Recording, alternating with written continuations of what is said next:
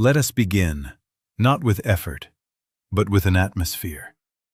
We can live a long time in an atmosphere of meditation and still keep our feet on the ground. Why keep our feet on the ground? Because the Word must become flesh. Otherwise, it is only a dream in our heads. So as we sit here, let there be no strain, no attempt to climb into heaven, no making of a ladder tall enough to reach God. You do not have to find God. You can become still enough to be found, still enough to be reached. Many of you have come with a familiar weariness. You have read the books, perhaps mine among them, attended classes, sat through retreats, tried your affirmations, corrected your thoughts, adjusted your diets, rearranged your schedules, and still the sense persists. God is somewhere beyond the next improvement. I do not blame you for that feeling. You are not at fault. It is the atmosphere of seeking that has been taught us since childhood. The assumption that distance must be conquered, that holiness is elsewhere. What if the very movement we have called seeking has become the veil? What if the attempt to reach has, in its very attempt, affirmed that what you are reaching for is away from you? And so the mind runs and the heart tires. And silence seems like failure because it brings nothing to grasp. But listen. When the grasping stops, what remains is not emptiness, it is presence. Not an idea of presence, but the invisible life that has been closer than breathing all along. Do you see, then, that this hour is not a demand upon you? It is a release. I am not offering you another belief system to add to the shelf. I am asking you to try, just for these minutes, the simplest of exchanges. Let the seeking rest, the sentences in your head rest, even the spiritual ambitions rest, and allow a subtler order to announce itself. We will not escape the world to do this. We will bring it with us. The shopping list, the email, the family, the bills. God is not postponement. God is the presence that goes before you into those very affairs to make the crooked places straight. Here is the question that will accompany us through all that follows. What replaces seeking when seeking ends? Hold it gently. Do not rush to answer. We will discover together that there is a way to stop short, be still, and let the next step appear, not as a thought we manufacture, but as guidance that proves itself. Today, even before you leave this room, you can touch that, not by effort, but by consent. Be still enough and be reached. Let us be honest without blame. There is a kind of longing that is holy, and there is a kind of strain that is not. Longing is the heart's softness. It draws you inward, like the tide drawing quietly to the shore. Strain is the mind's push. It projects God outward and runs after the projection. Longing yields. Strain hunts. Longing consents. Strain insists. You can feel the difference in your body. One relaxes the breath. The other tightens the jaw and invents plans. When we speak of the seeker becoming the barrier, we are not condemning the beautiful impulse behind your search. We are exposing the hidden assumption that rides along with it, that God is an object at a distance, to be acquired by correct methods, higher morals, brighter thoughts, more exotic experiences. And the moment you place God over there, on that mountain, in that retreat, in that book, after that fast, you must also place yourself over here, lacking, and set about building a bridge of effort. The mind loves that bridge building. It keeps it busy. It says, how do I get to God?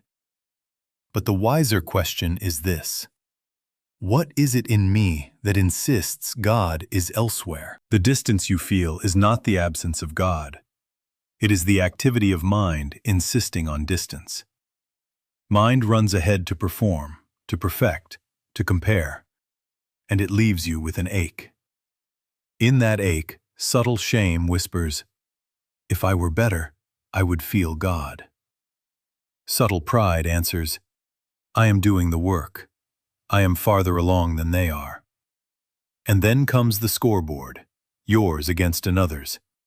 How long you meditate, how purely you eat, how often you affirm. All of this is smoke. All of this is the veil the mind weaves and then mistakes for reality. Notice how strain behaves in the day. It prays while peeking at the clock. It repeats a sacred phrase while listening for footsteps of a miracle.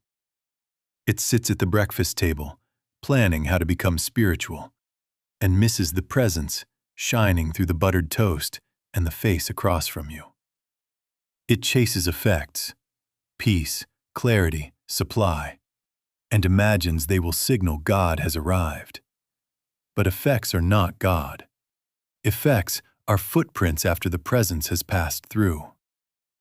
Take no thought was not poetry. It was instruction to turn from effect chasing to source. What then is the practical pivot? Not more searching, but stopping short. Stop short of the next thought about how to reach God. Stop short of the next strategy. Pause and turn within. I, my own self, can do nothing. Be still and know. In that pause, you are not manufacturing a feeling. You are ceasing to confirm a distance. You are letting the veil drop by refusing to weave it. Try it in small ways today. Before you answer the email, stop short. Before you correct the child, stop short. Before you open the wallet, or the mouth, or the calendar, stop short. Turn within, not to think better, but to consent to presence already here. And you will find, without fanfare, that something gentle begins to move. Not a fireworks display, a quiet rightness, a word given when needed, a delay that saves you, a sentence that softens a room. The presence that goes before you cannot be dragged by your effort. It is recognized in your release. So it is that seeking as strain becomes the veil. And so it is that when you let the seeking rest, you discover you had never been separated at all. Now let us say it plainly and let it settle. Not as an idea to admire, but as a fact to live.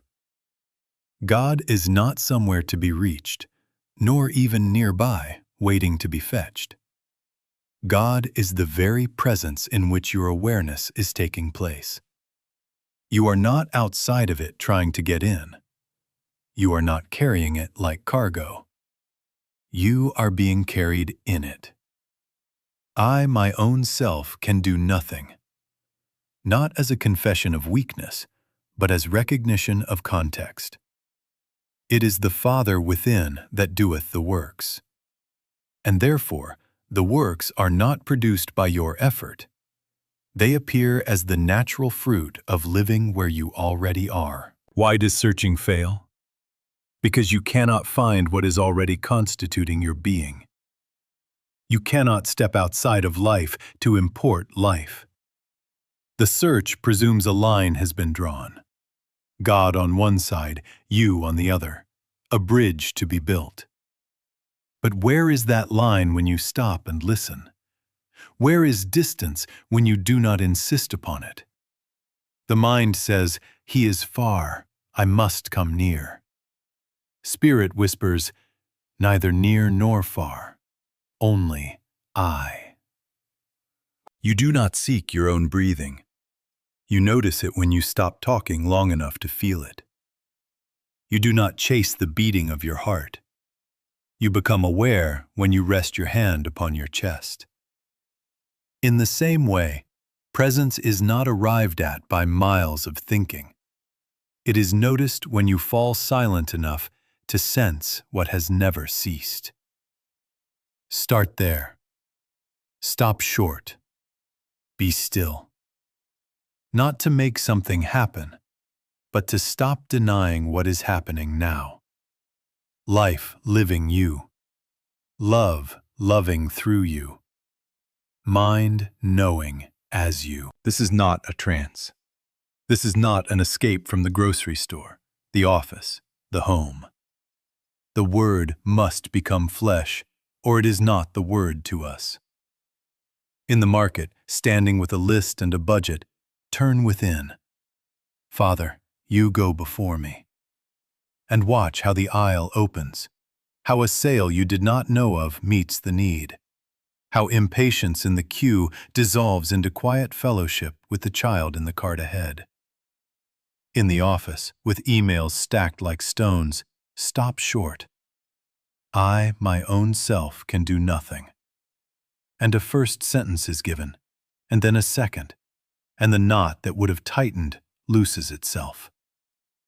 At home, when the old argument rises, do not argue with it. Turn within. It is the Father within that doeth the works. And a new tone enters the room, softer than memory, stronger than will. So it is that neither near nor far becomes the ground of our day. Not an achievement at the end of a path, but presence already breathing you. Let this be the way you walk, not by reaching for God as if absent, but by consenting to God as the life of every step. Then guidance becomes ordinary, patience becomes practical, supply becomes unnoticed sufficiency, and harmony becomes the quiet atmosphere in which you live and move and have your being. There is a great release available to you, and it begins with a small, clear discipline. Begin withdrawing judgment from appearances. Begin practicing, very simply, this is neither good nor evil. Not because we have become careless, but because we would return value to where value belongs. Why callest thou me good, was the Master's question. None good save the Father. The good is not in the coin, the contract, the diagnosis, the weather, the applause, or the silence. The good is invisible to human sense. It is the presence behind the form, the love that animates, the life that expresses. When you say, neither good nor evil, you are not making light of life.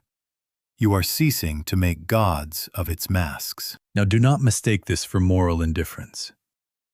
In human living, we still keep our appointments, pay our bills, tell the truth, and protect one another from harm. But spiritually, we refrain from locating God in the event. A promotion arrives. Is it good? It is neither good nor evil. It is an appearance. Let us find the presence behind it. A diagnosis is read aloud. Is it evil? It is neither good nor evil. It is an appearance. Let us find the life that was not diagnosed. A compliment warms you. An insult stings you. Are they truth? Neither good nor evil. They are movements of human sense. Let us find identity where identity is. All that the Father hath is mine, not bestowed or removed by the tongues of men. Why is this so freeing? Because the moment you stamp good on a form, you must begin to chase it, to hold it, to ensure it, and the chase never ends. Stamp evil on a form, and you must begin to fear it, to fight it, to fence it out, and fear never ends. Judgment fuels seeking. It turns life into a marketplace where you bargain with appearances. If only I can win more of the good and dodge more of the evil, then I will have God. But effects are not God. They are, at best, traces after the presence has moved, and at worst, mirages. Take no thought was not poetry. It was a way out of the market. Let us make it practical. For one day, today, meet each appearance with this. This is neither good nor evil. Let me find the presence behind it. Stop short before reacting, turn within, and consent. Father, you go before me here. If a promotion appears, seek not status. Seek the love that would express as service, as fairness, as blessing in the new place. If a diagnosis appears, seek not fear or bravado. Seek the life that is your being now, the quiet assurance that organizes right care and right peace. If a compliment comes, let gratitude rise to source. Do not hang your identity on a ribbon. If an insult comes, let the mask fall from the offender and behold a person without qualities. Do not take the hook. Watch what happens. Anxiety thins because there is nothing to clutch. Resentment fades because there is nothing to hate. Decisions simplify because guidance is not negotiated with conditions. It is received from the presence that goes before you to make the crooked places straight. And the word becomes flesh, not as fireworks in the sky, but as ordinary harmony. You spend wisely, speak kindly, rest without dread, and move when moved.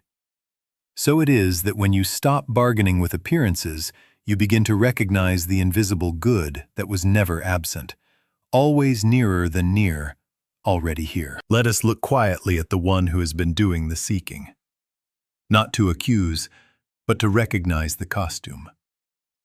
Persona, you know, comes from the old word for mask. The personality is a useful thing in the theater of human living, but it is a mask. Much of our spiritual activity has been the mask trying to become holy, the actor rehearsing harder to convince the audience and himself that he is the part.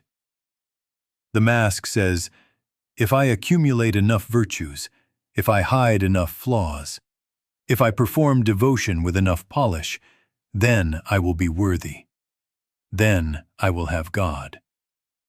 And the chase goes on, because the mask can be polished endlessly and still remain a mask. What is the alternative?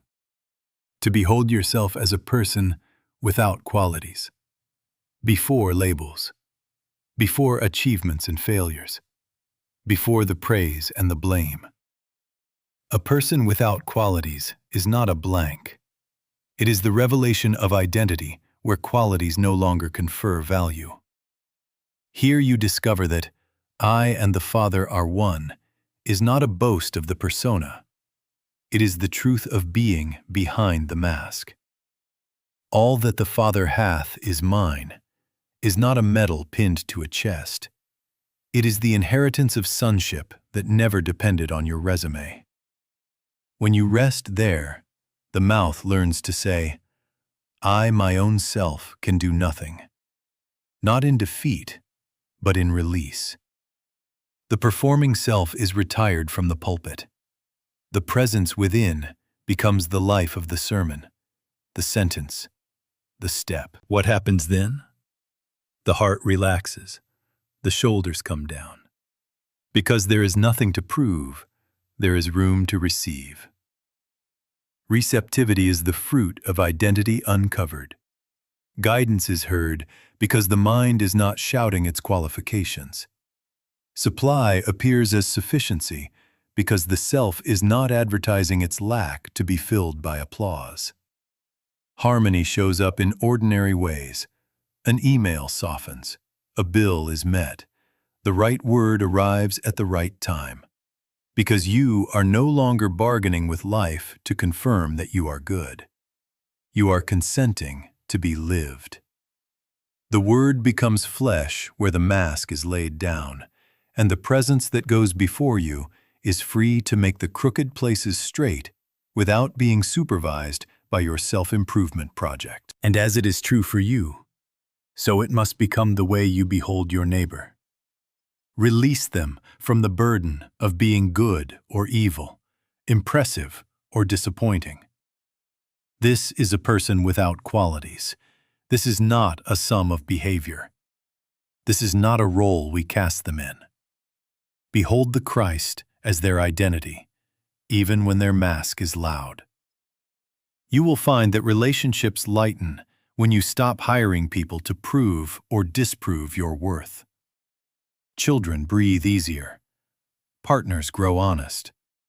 Strangers become less dangerous in your eyes. You are not praising them into bondage, nor condemning them into hiding. You are standing with them in that atmosphere where no one has to earn God, and therefore, no one has to fear losing Him. Try it in the next encounter. Before you speak, stop short. Turn within. Father, be thyself as me here, and let me behold thyself as this one. Watch the transaction change without argument. Seeking ends not because you have perfected the mask, but because identity no longer depends on improvement. You rest as the life God is living as you. And so it is that the searcher dissolves into the found. Let us put the key in the door. The way of this is not complicated, and because it is not complicated, the mind may overlook it. Do not let it. Here is the protocol. First, stop short of the next reach, the next argument, the next plan, the next anxious subtraction on the back of an envelope. Halt it mid-breath. Second, turn within. Not up, not out, within. Third, be still without strain. No stopwatch, no bargaining, no waiting for a sign to appear on the wall. Fourth, let the next word or step arise. You will know it by its rightness, by the absence of push. And if no step comes, let the peace itself be the step for now. What are we not doing? We are not turning within to manipulate outcomes. We are not using God to secure our way. We are consenting to God as the way.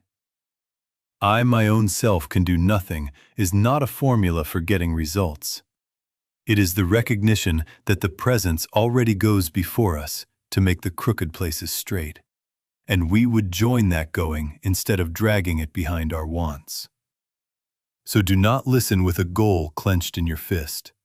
Listen to recognize the one who has never left. What does listening feel like? Often it is a quiet assurance, a soft yes or no without argument.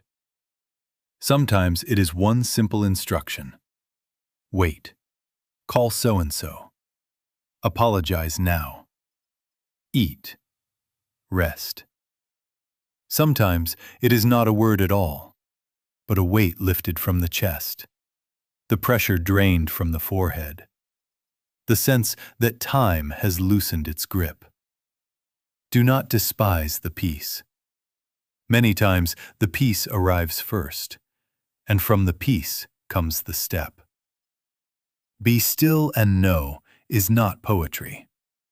It is the way fruit ripens without being pulled. Now let us walk it into the day.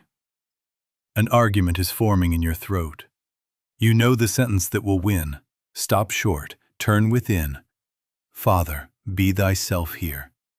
And you may find silence given you, or a gentler tone, or a question in place of a verdict. The room changes without debate.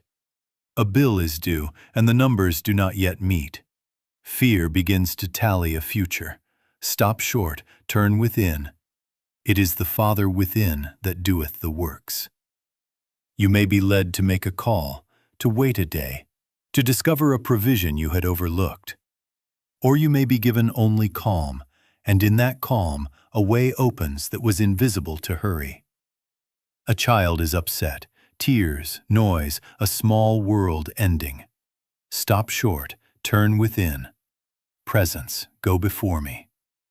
And the action given might be a lap, not a lecture, a glass of water, not a sermon, or a single sentence that lands like a blanket. In each case, the governance is not yours but God's, and therefore it is safe. Do not save this for temples and retreats. Practice in line at the market, at the sink, at the screen, at the door.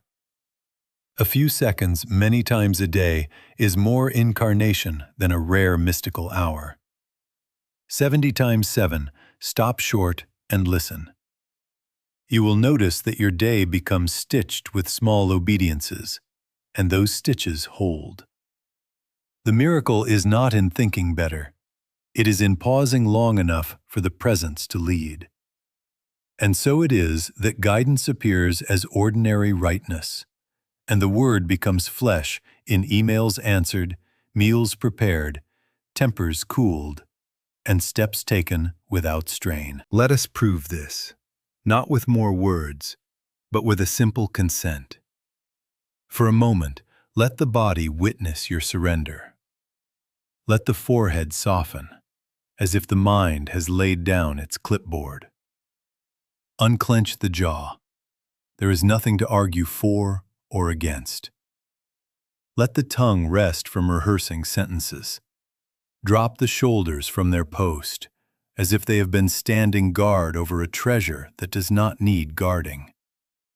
Soften the chest. Feel the breath enter and leave without orders. Let the hands grow easy in the lap, neither grasping nor pushing away. This is not hypnosis. This is the visible sign of an inward release. Now, inwardly, set down your spiritual equipment. For this moment, put away the books, even the best ones. Lay aside the methods, the affirmations, the memories of last week's light and last year's sorrow. Cease entertaining goals, no 10-year plan, no 10-minute plan. No reaching, no rehearsing. We are not trying to become holy. We are not trying to make anything happen. We are consenting to what is already true. Say quietly within, I am not trying to get to God. I am letting God be God where I am. Again, without strain, I, my own self, can do nothing. Father, be thyself here. Do not rush to feel something. If a thought passes, it is neither good nor evil. Let it pass, as a bird passes across the sky you are not holding up. If a sensation arises, warmth, coolness, a small ache, neither good nor evil. Let the body continue to bear witness, the forehead soft, the jaw easy, the chest open, the breath taking care of itself. If there is silence, honor it as presence without proof. If there is only a little less pressure on the brow, a little more space in the ribs, do not despise the peace. Often the peace arrives first.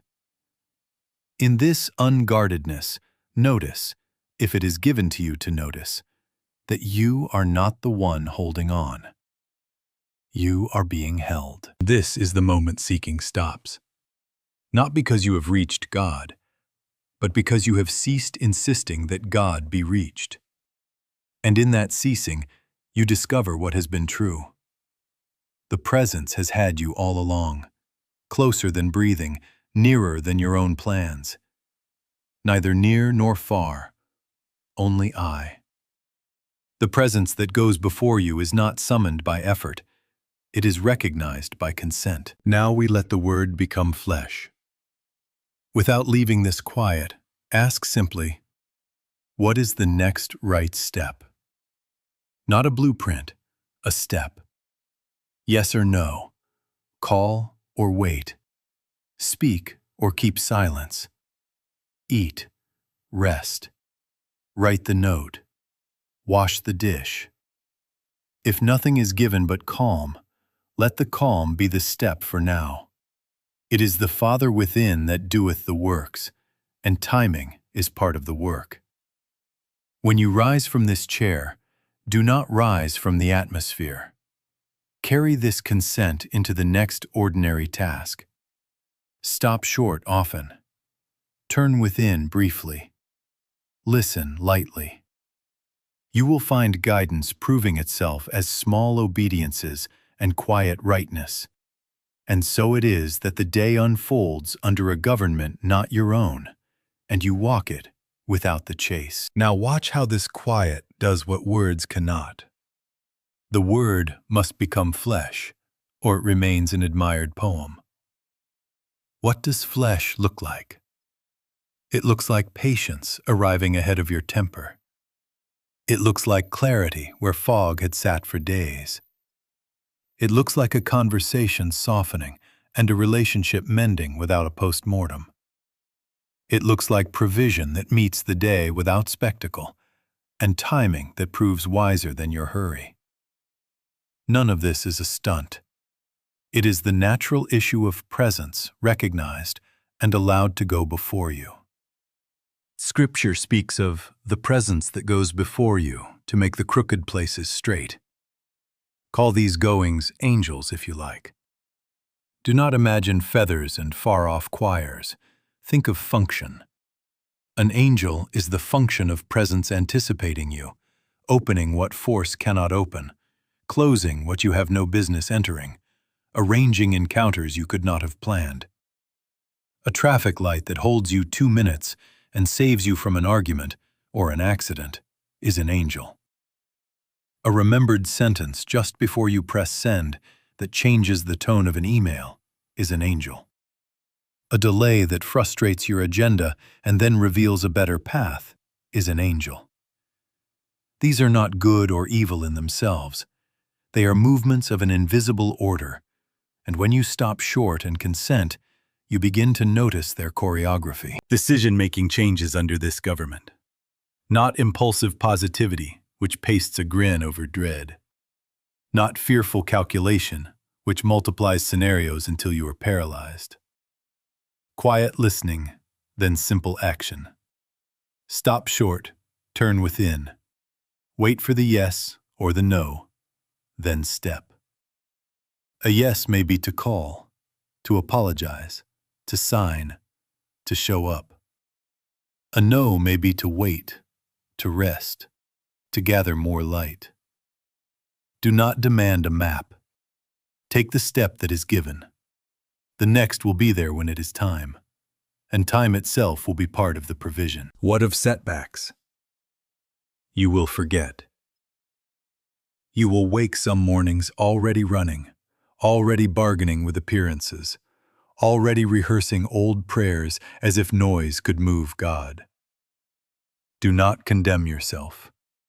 Condemnation is another form of seeking. Simply notice, stop short again, and turn. 70 times 7, stop short. Each return is fresh. There is no backlog. The Father within doeth the works. You are not being graded on speed. How will you know this is becoming flesh? You will argue less inside. You will find fewer frantic prayers leaving your lips and more quiet acknowledgments rising from your heart. Thank you. Be thyself here. You will act more naturally right without the drama of self-congratulation. You will discover compassion, first toward yourself, then toward the next person, because you have stopped hiring them to prove your fear or your holiness. You will notice that money serves instead of rules, that time stretches where peace is, that words come when needed, and silence holds when words would bruise. These are markers, not trophies to display, but footprints of the presence that has gone before you. So it is that realization proves itself as ordinary harmony. Not a dream world apart, but this world, seen and lived in another light. Carry the atmosphere with you. Let angels be function. Let listening be method. Let simple obediences be your liturgy. And as you move through the day, remember, I, my own self, can do nothing. The presence goes before me. the crooked places will know what to do. Living without the chase is not emptiness. It is companionship.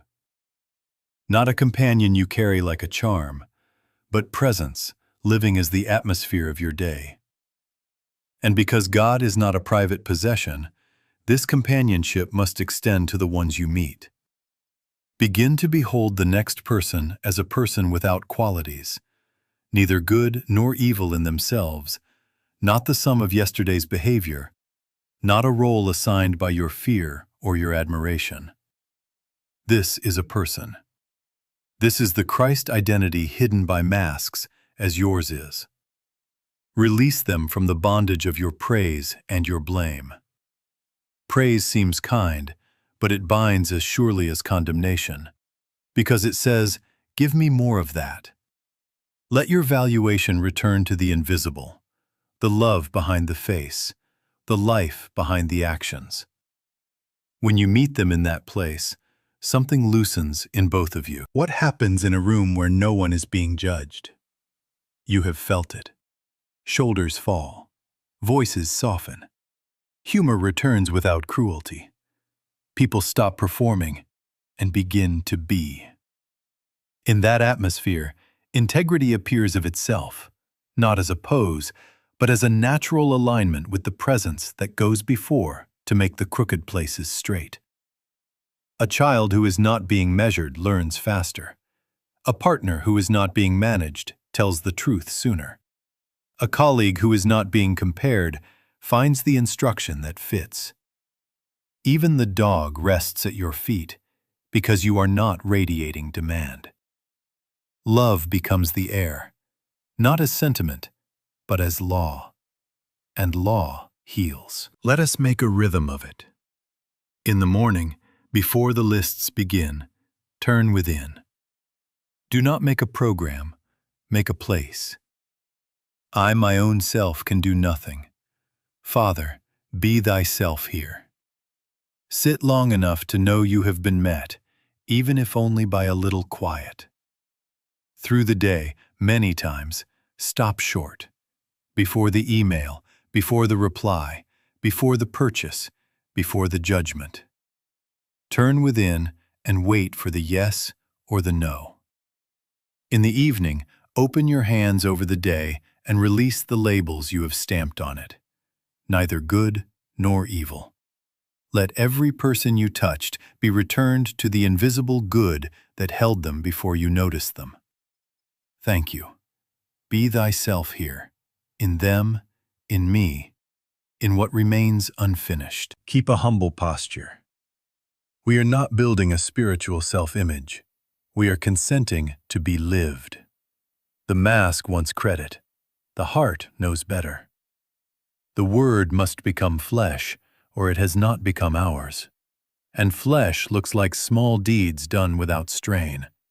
An apology given, a bill paid, a meal shared, a silence kept, a lie declined, a mercy extended.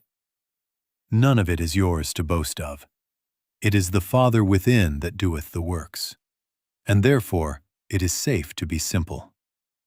So do not search for God today. Stop. Listen. Let the invisible good be visible as deeds. Let presence go before you into the grocery and the meeting and the hallway and the bed. Behold the next one as a person without qualities, and watch how your own heart becomes free. Neither near nor far, only I. Walk quietly, act naturally, give thanks often, and let the day prove the companionship that has never left you. And so it is.